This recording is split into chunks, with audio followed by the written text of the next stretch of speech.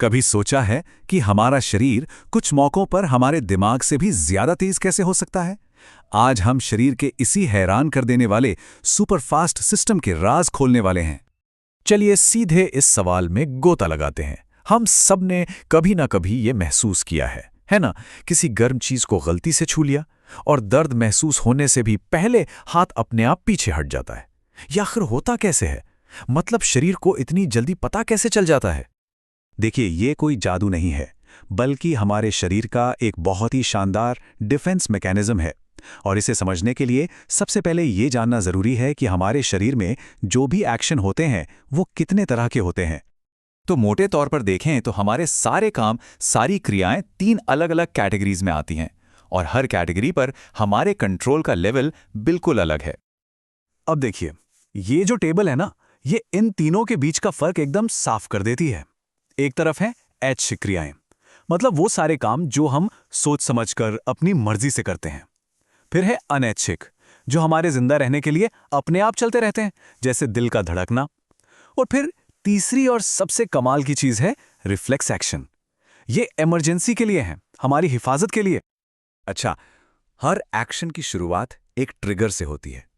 आसपास कुछ होता है जो शरीर को रिएक्ट करने पर मजबूर करता है। विज्ञान की भाषा में इसे उद्दीपन या स्टिमुलस कहते हैं। ये गर्मी हो सकती है, रोशनी हो सकती है, कोई आवाज, कुछ भी। और उस ट्रिगर, उस उद्दीपन के जवाब में शरीर जो भी करता है उसे अनुक्रिया या रिस्पॉन्स कहा जाता है। जैसे मान लीजिए तेज रोशनी आंखों पर पड़ी, ये हुआ उद्दीपन, और हमारी पलकों का झपक जाना, वो हो गई अनुक्रिया। बिल्कुल सीधा सा हिसाब है। तो सवाल अब ये है कि ये सिग्नल उद्दीपन से अनुक्रिया तक जाता कैसे है? ये जानकारी ट्रैवल कैसे करती है?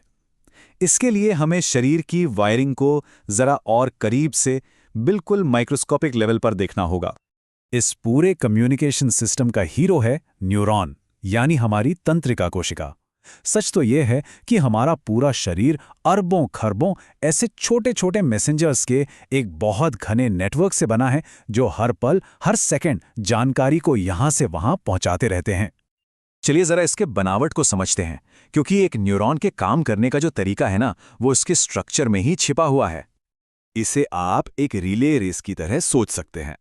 डेंड्राइट्स जो हैं वो सिग्नल नाम के बैटन को पकड़ते हैं, फिर ये सिग्नल एक इलेक्ट्रिक करंट में बदल जाता है और एक्सॉन नाम के लंबे ट्रैक पर बिजली की तेजी से दौड़ता है और आखिर में अगले न्यूरॉन को पास कर दिया जाता है। लेकिन यहीं पर एक बहुत दिलचस्प प्रॉब्लम आती है। एक न्यूरॉन जहां खत्म होता है और दूसरा जहां से शुरू होता है, उनके बीच में फिजिकली कोई कनेक्शन नहीं होता। एक बहुत ही छोटी सी खाली जगह होती है। तो फिर सवाल यह है कि सिग्नल इस खाई को पार कैसे करता है? और इसका जवाब है सिनैप्स। होता यह है कि जैसे ही इलेक्ट्रिक सिग्नल एक न्यूरॉन के अंत तक पहुंचता है, वो कुछ खास केमिकल्स छोड़ता है। ये केमिकल्स उस खाली जगह को तैरकर पार करते हैं और अगले न्यूरॉन को जाकर एक्टिवेट कर देते हैं, जिससे उसमें फिर से एक इलेक्ट्रिक सिग्नल पैदा हो जाता है ना कमाल का सिस्टम? चलिए अब इस तस्वीर को थोड़ा और बड़ा करते हैं, जूम आउट करते हैं। ये जो अरबों न्यूरॉन्स हैं, ये सब मिलकर हमारे शरीर का मेन कंट्रोल सिस्टम यानी नर्वस सिस्टम बनाते हैं। इस सिस्टम के 2 मुख्य हिस्से हैं। पहला है सेंट्रल नर्वस सिस्टम यानी CNS, जिसे हम अपना हेडक्वार्टर कह सकते हैं, और दूसरा है पेरिफेरल नर्वस सिस्टम यानी PNS, जो उस हेडक्वार्टर से निकलकर पूरे शरीर में फैली हुई तारों का एक जाल है। हमारा जो हेडक्वार्टर है यानी CNS, उसमें भी 2 बॉस हैं। एक है हमारा ब्रेन यानी मस्तिष्क, जो सारे बड़े और मुश्किल फैसले लेता है, और दूसरा है स्पाइनल कॉर्ड यानी मेरुरज्जु। ये वो मेन डेटा केबल है जो ब्रेन को बाकी शरीर से जोड़ता है। बहुत अच्छे, अब हमारे पास पहेली के सारे टुकड़े आ चुके हैं। तो चलिए वापस उस गरम तवे वाले सीन पर लौटते हैं और हमारे उस सुपर स्पीड रिएक्शन के पीछे का राज जानते हैं। तो यहां है इस पूरे रहस्य का सबसे बड़ा सुराग। जो रिफ्लेक्स एक्शन होता है ना, उसमें सिग्नल दिमाग तक जाता ही नहीं है, उसे बाईपास कर दिया जाता है। क्यों? क्योंकि अगर सिग्नल दिमाग तक जाता, फिर दिमाग उसे प्रोसेस करता, फैसला लेता, तब तक तो बहुत देर हो चुकी होती, हाथ जल जाता। तो होता यह है कि हाथ की त्वचा से खतरे का सिग्नल सीधा स्पाइनल कॉर्ड तक जाता है।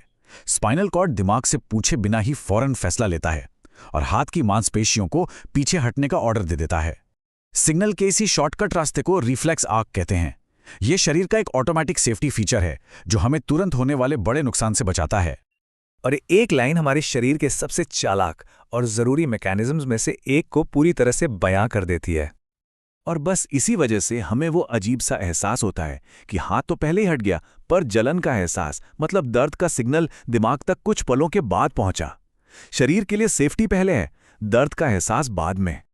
ये पूरी बात हमें एक बहुत ही गहरे सवाल पर लाके छोड़ देती है। अगर हमारे ही अंदर एक ऐसा सिस्टम है जो हमारी इजाज़त के बिना हमें बचाने के लिए खुद ब खुद इतने बड़े फैसले ले सकता है, तो क्या हम वाकई अपने शरीर के पूरे कंट्रोल में हैं? इस पर सोचिएगा ज़रूर।